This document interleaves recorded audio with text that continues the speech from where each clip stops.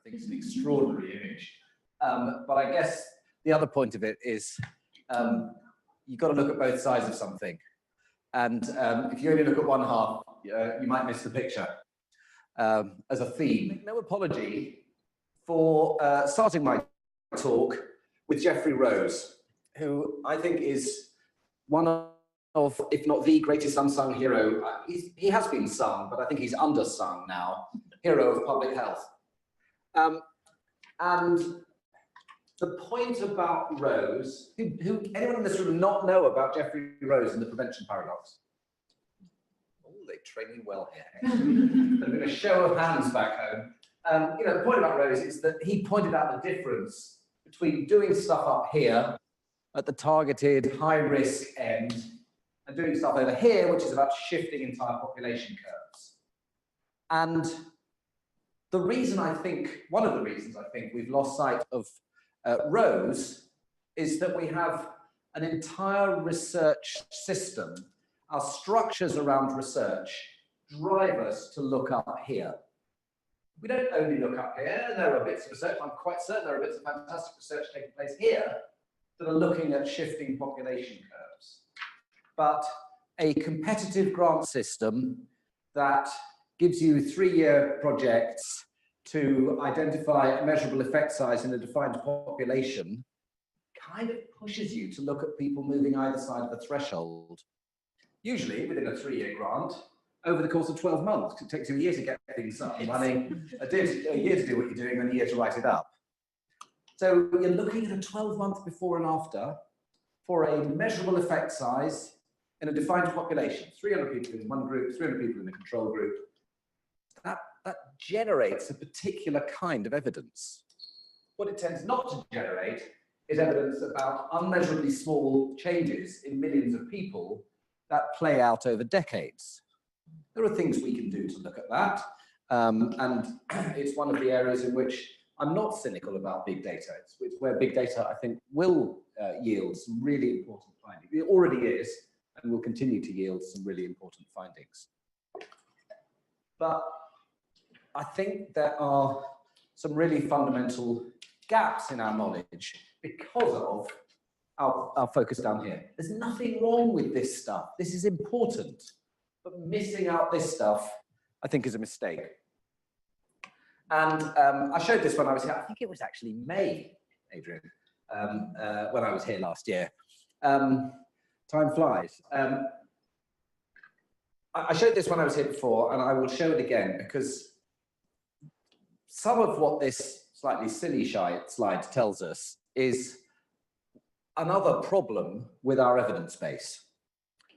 And I've called it the dangerous olive. It's just a Venn diagram, but you know, an olive's nicer. And I had a lovely bowl of olives in front of me when I was putting the slide together. So it was a big, fat, fleshy olive. And if I gave you all a piece of paper, and I said, write down, let's talk about obesity. It's what I've done most of my work in. Write down your top 5 good ideas. We don't know for sure, they're just hypotheses. But your good ideas for interventions, actions, at whatever level that you believe would have an impact on obesity. And then we pull them all together at the front of the front here. Who in the room's done a systematic review?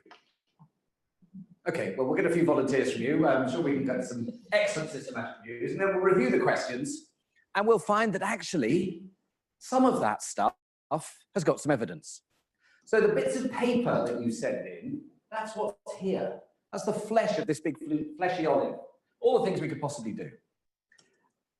For some of that, we've got this pepper stuff in the olive. It's not very big pepper, but there's a bit of pepper there. So that's the subset of interventions for which we have some evidence of effectiveness. And the pepper is stuffed with really quite a small piece of garlic, which is the subset of interventions for which we have evidence of effectiveness, for which we also have evidence of cost effectiveness. Anyone here work or engage with people working at local level in public health? I don't know what it's like in Australia, but local level public health in the UK, there is no money, nothing. Budgets are being cut and cut and cut. It would be seriously irresponsible to set out to do things that we know are not cost effective, surely. The trouble is that the stuff in the pepper and the garlic is a particular category of intervention, and it follows on slightly from this. So that's why the olive is dangerous, because the stuff that sits in here pushes us towards doing particular kinds of actions. And if we look at this slide from, I've adapted from Boyd Swinburne's 2011 Lancet series on obesity, we've got this range from big picture structural environmental stuff up here, down to individual level actions over here, from environment to physiology. Very broadly, this is the job of governments, trade treaties, international agreements. Very broadly, this is the stuff of individuals, health services, national government, local, regional government, individuals, communities, and services. And what they put at the bottom is this wedge that says population effect and political difficulty. So the most upstream thing you could do would be, well, the very most upstream thing you could do would be not a $70 or $80 a ton carbon tax, but a $1,000 or $2,000 a ton carbon tax. It would completely reshape the food we eat, the environments we live in, the ways we move around, the ways we heat and cool our buildings, everything. Seriously upstream intervention. At this end, the most extreme intervention for obesity is bariatric surgery. One of the indications for bariatric surgery in the UK is a body mass index above 40. We've got 1.5 million people in the UK with a body mass index above 40. Bariatric surgery is an incredibly effective procedure in the right individual. It's a very difficult operation to live with. You've got to be really committed to it. It changes the way you eat for the rest of your life. But in the right individual, it's a transformative operation. You can reverse someone's type 2 diabetes within a week. But we've got 1.5 million people potentially with the indication for bariatric surgery. We do 6,000 of those operations a year. So fantastic for an individual, the right individual, but completely irrelevant as a population level health measure. But politically easy. Putting money into the health system is not something that gets politicians kicked out of office. Bringing new taxes in might not get you re-elected. So we've got a mismatch here between how politically difficult things are, and of course there are exceptions across the piece, but in general, putting the onus onto individuals, getting individuals to take responsibility to make the right choice is something that is politically easy, whereas changing systems and structures, let alone bringing in new taxes, is politically difficult. And the reason the olive is dangerous is that the evidence base is hugely skewed over here. You can randomize someone to receive bariatric surgery or not. You can't randomize the introduction of a $1,000 a ton carbon tax. You can't randomize the introduction of agricultural policy reform at national level. You can't randomize the introduction of a national sugar-sweetened drinks tax. So there's all sorts of evidence, but if we look at a traditional hierarchy of evidence, which places RCTs at the top, we've got a huge skew over to this side, on top of which there's a whole load of other stuff about discourse, individualizing discourse, which I haven't got time to go into today, but it's about the completely inappropriate misrepresentation of a problem like obesity as a failure of individuals, when actually it's not, we've not fundamentally changed over the last 30 to 40 years as humans. What's changed is the environment around us. It's absolutely possible to eat healthily and get adequate physical activity, but it's just a bit harder than it was 30 or 40 years. You have to make a bit more effort. And there's a whole load of other stuff aligned to that, related to the level of agency required to act in response to interventions, stigma, a whole load of other things that maybe we'll get into in the questions, but that's not really what I'm focusing on today.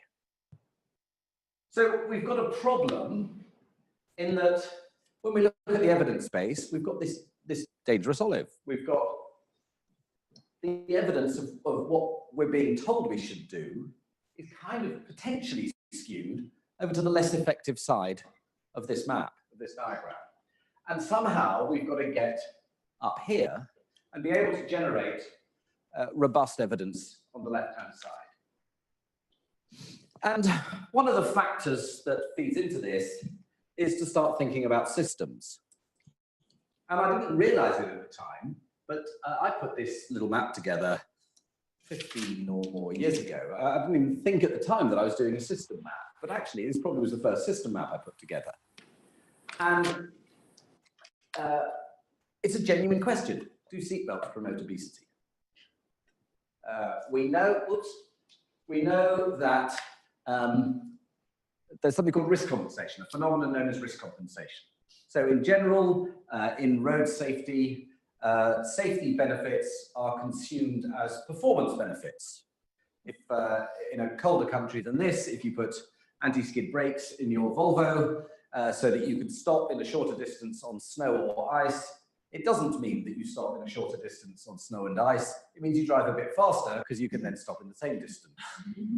I was thinking about this the other day. I've been downhill mountain biking a couple of times with my son. I'm a complete chicken. I was barely able to walk down the things he was riding down. But at lunchtime, I bought myself a full face helmet and I deluded myself that I was somehow safer and I could actually kind of amble down on a bike, something that I previously had barely been able to walk down. And there's lots of evidence to demonstrate that safety benefits are consumed as performance benefits. So if you wear a seatbelt, all other things being equal, and they may not be, of course, but all other things being equal, speeds are likely to go up. There's also something called the Marchetti Constant. We generally have a fixed travel time budget. Most people will travel for an hour or so a day, or an hour per journey commuting. So all other things being equal, if you go faster, you go further. So that means that we can, and there's a whole lot of other factors driving this as well, of course, but it means we can live further from where we work, or study, or shop, or whatever else it is we do. The further we live from our destinations, the further it is between those destinations, and the harder it is to walk or cycle between them. So all other things being equal, this generates sprawl. The more sprawl you've got, the less walking and cycling you've got. Equally, faster speeds drive more fear of traffic danger, or more actual danger, and more importantly for behaviour, more perceived danger. That's a disincentive. Certainly in the UK, the single biggest disincentive to cycling is perceived traffic danger. So that's less walking, cycling, less physical activity. So the question then, one question would be, do the life years gained from increased seatbelt usage outweigh the life years lost from the indirect effects related to less physical activity, as well as the direct effects from road danger? And the response to this, if that is true, would not necessarily be to ban seatbelts, or as some have suggested, to put a large spike on the steering wheel.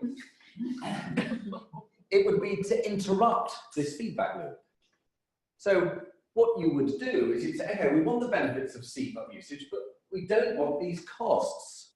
So you do other things. You think about how you might mitigate against sprawl. You think about what you might do to constrain speeds, and so on and so forth. But at least by thinking about this as a system, you get the road safety people to talk to the physical activity people and anticipate some of the unintended consequences.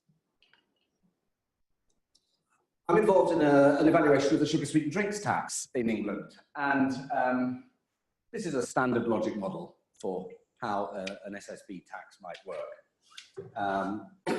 Ours is a little bit more complicated than this because we've got two tiers, but most SSB taxes work like this, and broadly they operate on, I think you only need one bit of evidence, which is the price elasticity of demand for sugar sweetened drinks. As you put up the price, people buy less, they consume less. The logic model would then be that leads to less obesity.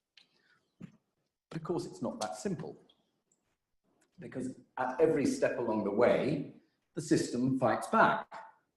One of the most important aspects that's often ignored in systems thinking is the concept of adaptation. Systems adapt in response to interventions. So you bring in your sugar tax. Actually, before you even bring in the sugar tax, industry does everything it can to undermine the likelihood of it being brought in, to fight back against it. There will be thousands of job losses. That's always claimed. It's almost never the case, but well, something worth looking at. They will, so they'll do everything they can to minimize the magnitude. They will then do things in response to the tax. They will restructure their prices. They will, and this is a positive adaptation, and this is something we've seen happen extensively in response to the UK SSB tax, they will reformulate. Before the tax had even been brought in, around a third of sugar-sweetened drinks had reformulated to reduce their levels of sugar below the taxation threshold, one or both of the thresholds. We're seeing some interesting things potentially happening where they're maybe taking advantage of the price increase associated with the tax to allow them to increase prices across their product range, including in non-taxed versions of the drinks. But there's a whole load of price stuff that happens in response. They will do things to increase advertising and marketing and reduce sales, minimize the impact on sales. They will, I mean, we've really seen this, feed the media with spoiler stories, with pieces about the nanny state, with some quite unpleasant attacks on not me, but other colleagues of mine on the evaluation team to undermine the credibility of any evidence that we generate. So what we've done with this evaluation is we've not even gone with this logic model, we've mapped it out as a system. And we've got the potential for job losses up here because we consulted with industry and even with the Institute for Economic Affairs, although I don't think they responded on this map. But that says employment or investment in physical activity industry or other sectors and food sector employment. So, okay, let's see what happens. I'm most interested in this one, public, political and media discourse about sugar and SSBs. I don't think that we're going to see any direct measurable impact on the prevalence of obesity, just from this one small intervention in the overall system. But what we might see is a change in the political acceptability of fiscal interventions in the food system. And that, I think, is why industry is so worried about this. It changes what's in political terms is called the Overton window, the range of things that are politically acceptable. The biggest impact, I would guess, globally we've seen in the Overton window is in the actions of Donald Trump, who has massively changed the range of things that are politically acceptable to do. He's just gone and bulldozed a bigger window in the wrong direction. But yeah, this is what happens. But there are positive ways in which an Overton window can get moved. So that's a bit of kind of theoretical stuff, but I was asked to talk today about some of the practical applications of this. And I suppose I'd like to start with a disclaimer, which is, excuse me, there's the systems mapping gets used, it gets applied to lots of different things, some of which are right up the system science end, very clever people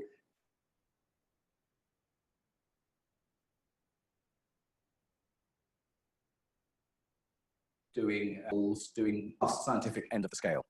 I'm not that smart. I'm doing stuff right at the other end, applying what I would say it's the distinction between systems science and systems thinking. And this stuff is much more practical.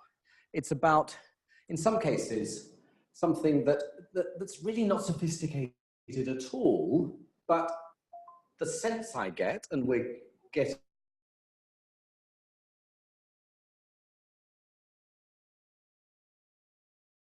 growing evidence that this, just looking at things in a different, so this comes from some work in Derby in England, where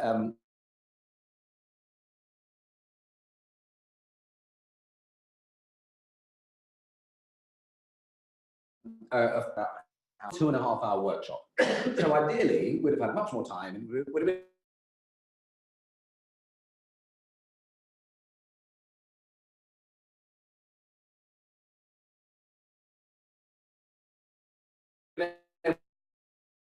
able to work with the people in. So after a map, which was this, and we presented it to them. And we said, change dog walking So actually it was Nick. So most people would regard dog walking, and I know Adrian has written on this, dog walking as a way of promoting physical activity. But actually for Nick, before he got a dog, he could go off for a long run, and now he's got a dog, he has to walk it. So it's reduced his physical activity. Having a family can increase your physical activity because you play football with the kids, or it could reduce your physical activity because you've got to drive your kids off somewhere to play football. So these things can, you know, they're not necessarily as obvious as they might be. So they amended the map slightly in response to that kind of thing. And then we did something very unsophisticated. This was printed out on paper, and we gave them coloured pencils. And we said, circle the stuff you're doing in Derby to promote physical activity. It was all over here. It was all kind of standard health promotion, information campaigns, social marketing, a bit of personalised travel planning. But it was kind of behavioural stuff. We then gave them a different pencil and said, now highlight the stuff that you know really makes a difference to physical activity. All over here. And then a different pencil, and what are you measuring?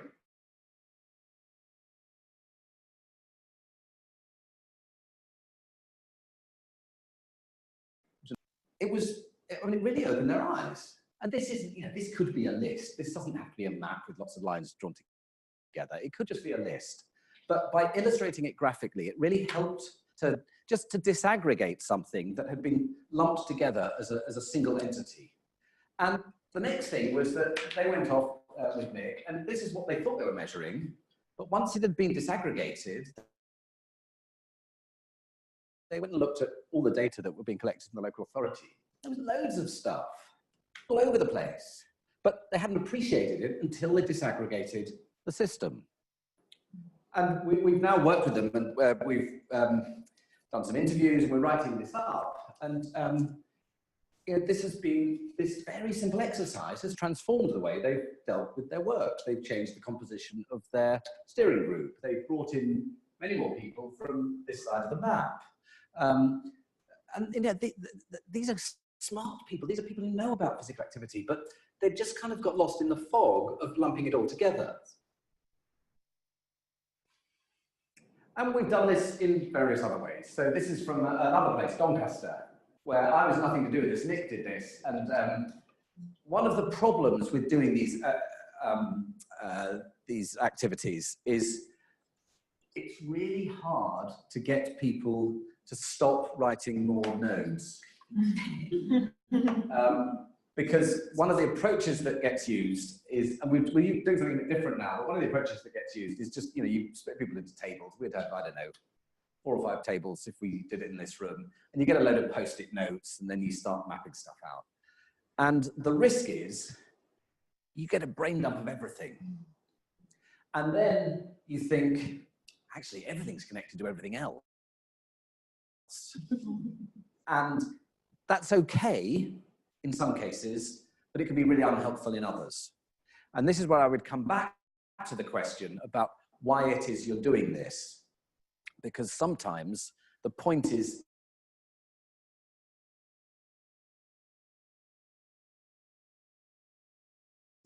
it's about the process of generating it. You know what I mean by a barrage balloon? I remember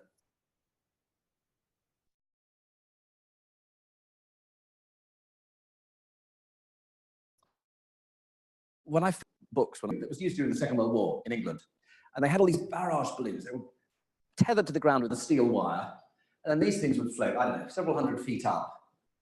And I didn't know what they were for. And then I realized it was nothing to do with the balloon.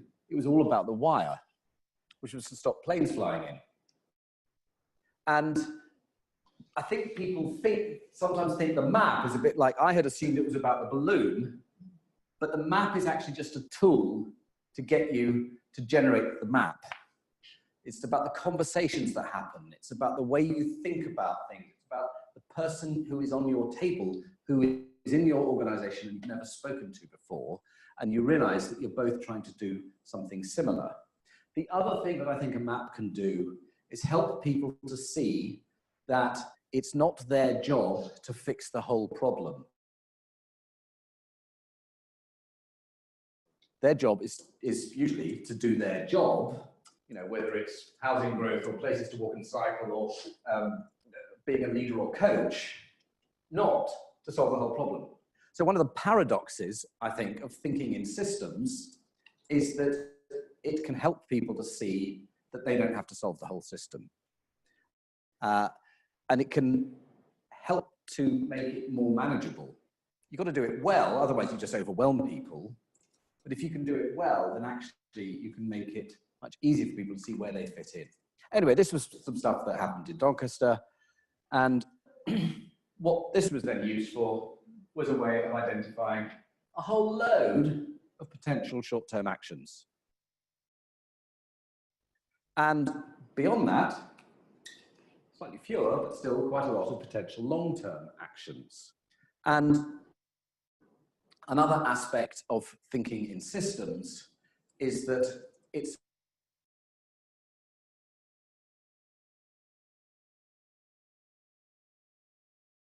a way to help embed the dimension of time.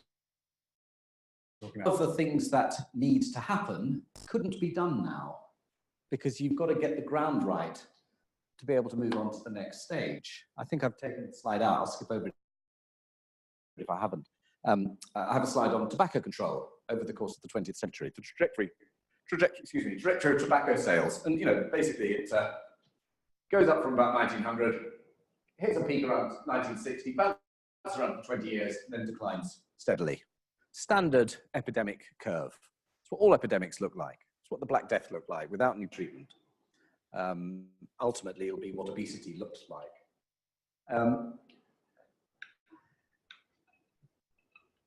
I reckon that obesity is probably where, in high-income countries, is probably where tobacco control was in about 1963.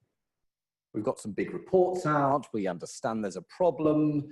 We're starting to see some headline leveling off, but that masks huge and, in many cases, widening inequalities. But people are a bit complacent about it because they see some headline figures leveling off. If we were in this room in 1963 talking about tobacco control, we would not be thinking about banning smoking in private cars, because half of us would be smoking in this room. Not all that long ago, people would have been smoking in here. I remember my father was a surgeon. I remember not all that long ago, he had a colleague who was a vascular surgeon who smoked in clinic. He did keep it under the desk, but you know, I don't think he got away with it. Yeah, there are some of the things that will need to happen, whether it's about promoting physical activity or tackling obesity or whatever, currently seem unimaginably radical. But in 10 or 20 years' time, they will be normal. And we can't necessarily predict what those things will be, but we can kind of make a punt at the kind of direction they'll be in.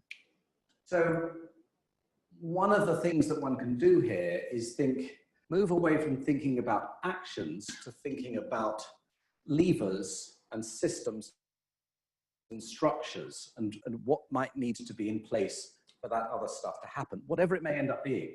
When I was a student, you know, at the University of Bath, where I am now, much like here, I imagine, you know, I go to lectures and almost all the students have got a cup of coffee with them and quite possibly a muffin. When I was a student, you know, I'm quite old, but it's not that long ago, we went to a cafe. I remember it. We went to a cafe once a week. So that's entirely changed in 30 years.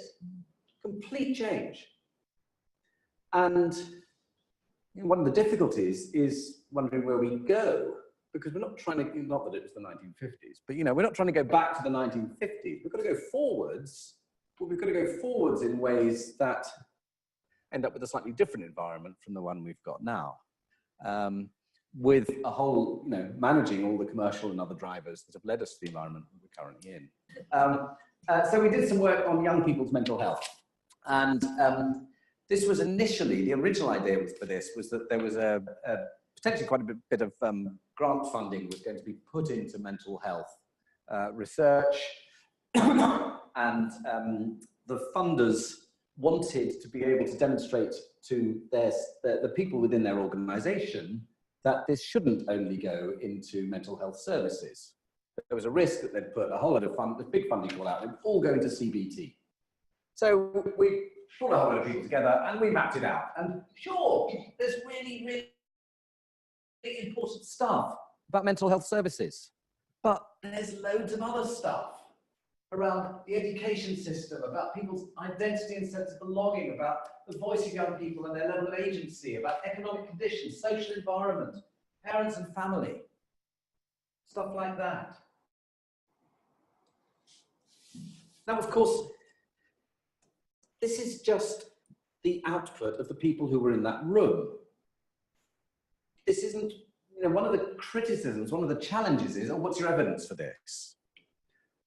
But that's kind of the wrong question, because this isn't trying to claim to be an accurate portrayal of reality.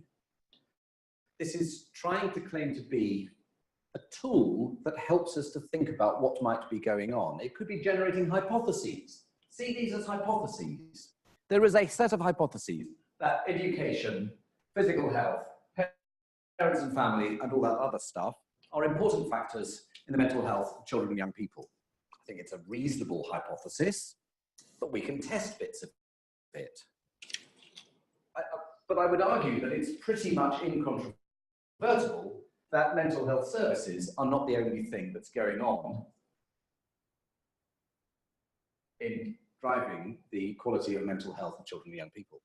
So this was what we generated with a bunch of so-called experts. I mean, really, you know, people who are experts. We then held a similar workshop with children and young people. And we got, you know, there's lots of similarities, but it's also quite a different map. And I suppose the point here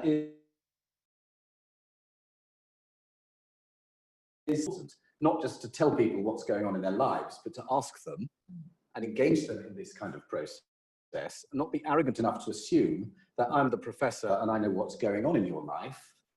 And secondly, that really clearly these maps are the product of the people who are in that room, and none of these maps is an absolute depiction of reality. And we've taken this on in a European project I'm involved in, quite a big project, across 5 countries called Co-Create, where we're looking at obesity in young people.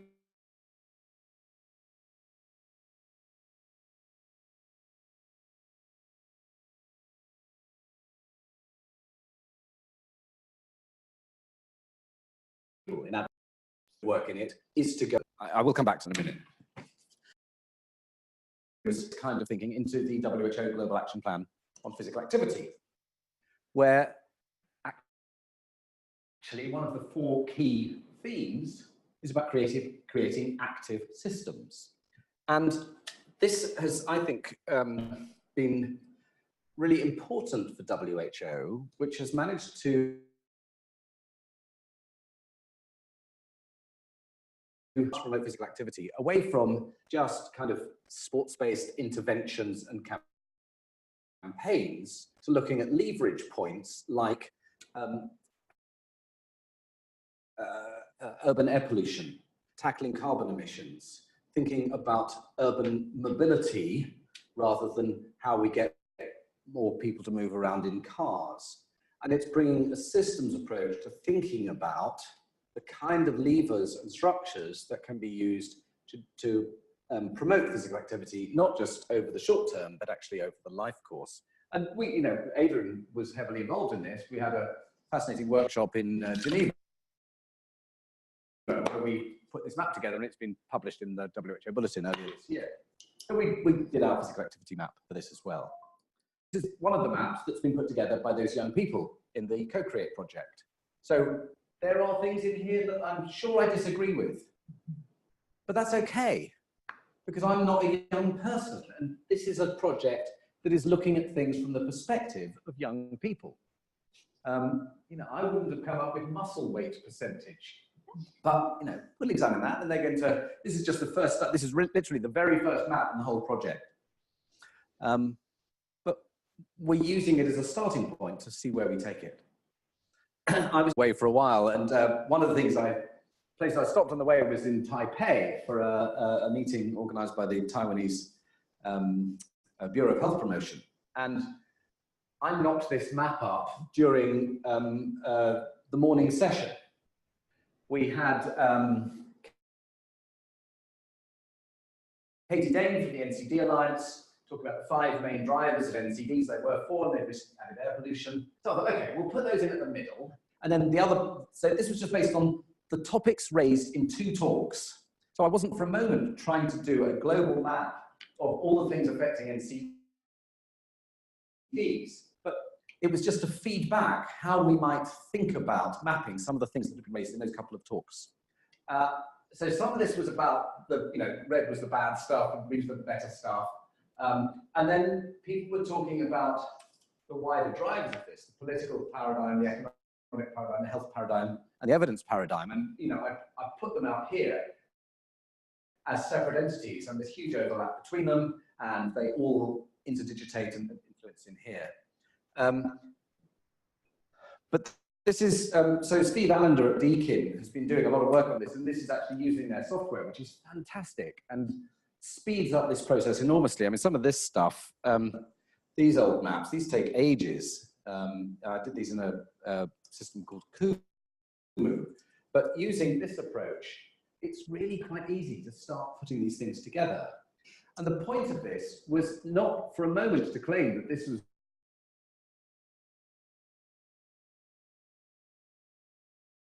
diseases. It was really just to show that there are ways of representing some of these things that can allow us to tie in not just sustainable development and climate change, but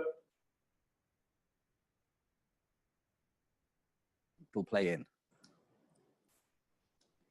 But this is the big caveat. This is kind of what I was talking about earlier, and I'm almost done. I think we need to be clear when we're using these tools why it is we're using them. There are lots of different reasons to use them and ways in which we can use them. And this is a terrible diagram because it's profoundly linear when actually this should be a system map. But I've left it as linear because I think it's fine like this. But you don't have to be either all left or all right. But the stuff on this side is kind of the system science stuff. It's looking for meaningful causal relations. It's potentially building models. It's really looking for quite, potentially quite quantitative evidence about the relations between things.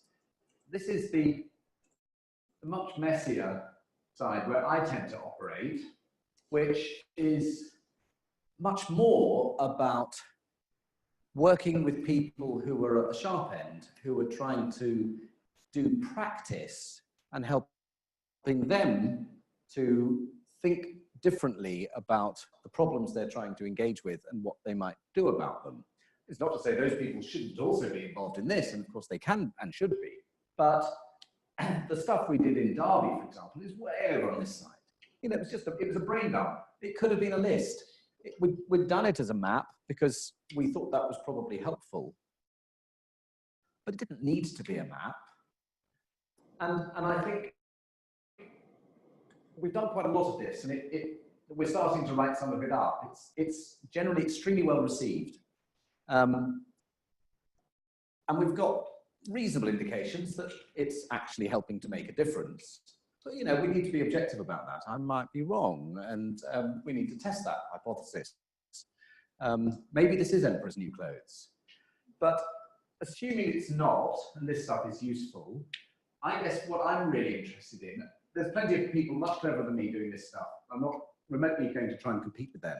But what I don't think anyone is doing is sort of sitting in the middle ground here, which is taking the kind of simple things and mapping them out, but then moving up to a slightly higher level of sophistication and really trying to think quite hard about the short, medium, and long-term levers for action and how we might not change the nodes, but change the relations between them, change the system.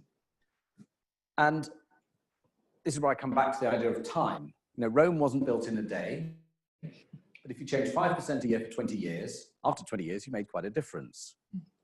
And some of the things we need to do are like Trojan horses. This is particularly the case when it comes to things like childhood obesity. working on tackling childhood obesity is relatively politically acceptable in a way that tackling adult obesity tends not to be. But advertising restrictions for children will have a knock-on effect as advertising restrictions for adults. Safe routes to schools are safe routes to old people's homes.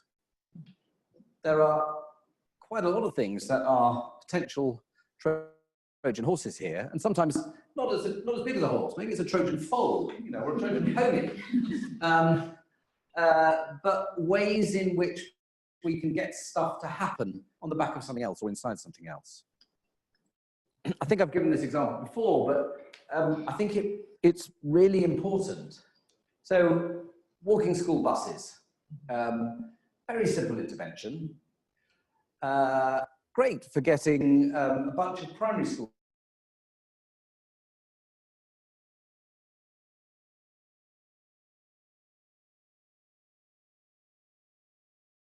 kids. Primary school, they were dropped at a pub, but they would then walk the last kilometre or so from the pub to the school. And then at the end of the day, they go back to the pub and the beer garden will be full of people. But what are you trying to do here with a walking school bus? Well, sometimes what you're trying to do, the local authority is trying to do, is get cars off the road. But let's say that the walking school bus is there to promote physical activity. But what matters in terms of health with physical activity? It is not, fundamentally, doing a bit more activity between the ages of 6 and 10. It's being active through your life course. So what we do is we have an intervention that takes kids at an age where we can coerce them. We coerce them into physical activity, and then they go on to secondary school, and they stop being active. But more than that, who has walked today? Who wore a high visibility vest while walking? Exactly. We teach them, we dress them up in high-vis tabards, we teach them that walking is a dangerous activity. So, why do we do it differently? Why don't we use walking school buses as a tool, not to place the onus on